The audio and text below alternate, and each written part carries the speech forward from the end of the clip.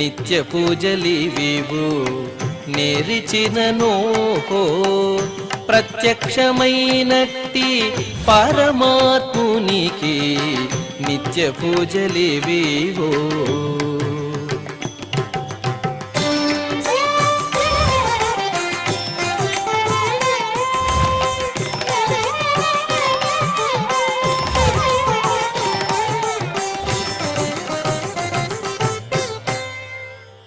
ఓం నమో వెంకటేశాయ. ఈరోజు శుక్రవారము, శ్రీ క్రోధినామ సంవత్సరము, ఉత్తరాయణము, శిశిర ఋతువు, మాఘమాసము, శుక్లపక్షము, విద్య తిథి, ధనిష్ఠా నక్షత్రము, జనవరి 31, 2025.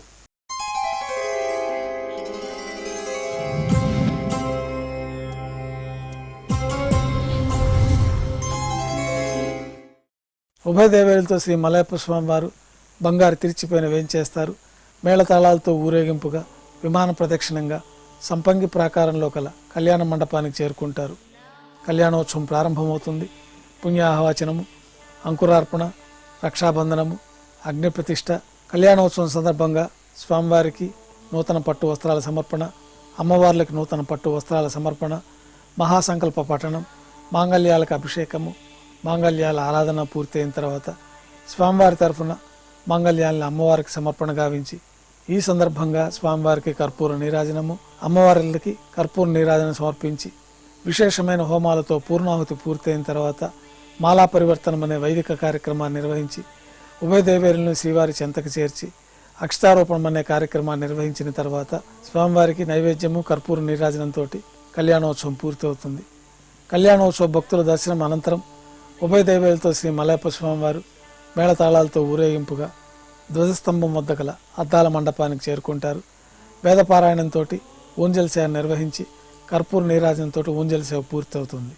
ఉభయ దేవేలతో శ్రీ మలయప్ప స్వామివారు బంగారు తిరిచిపోయిన మేళతాళాలతో ఊరేగింపుగా ఆలయం వెలుపల కల వైభవోత్సవ మండపానికి చేరుకుంటారు.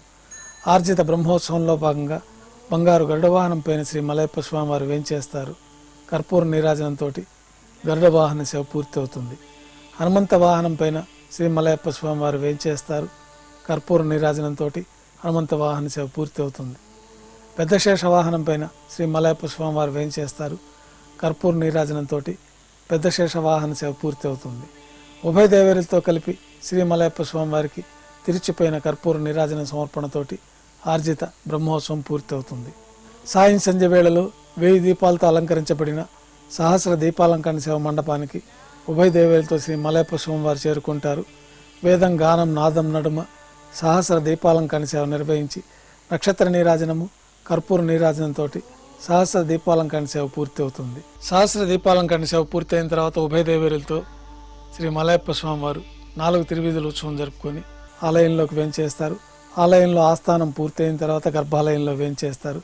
వెంటనే రాత్రి తోమాల సేవ ప్రారంభమవుతుంది.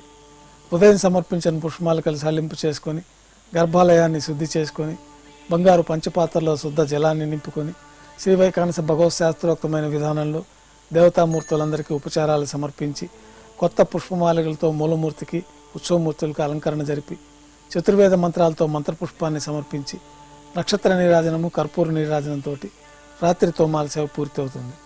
తులసీ దళములతో అష్టోత్తర శతనామావళి నిర్వహించిన తర్వాత రాత్రి నైవేద్యంలో భాగంగా అన్నప్రసాదాలు, పన్యారాలు, దోశ, ఘంటానాదం మధ్య నైవేద్యంగా సమర్పించి తిరువీస నైవేద్యం పూర్తయిన తర్వాత భక్తులని సర్వదర్శనానికి అనుమతిస్తారు.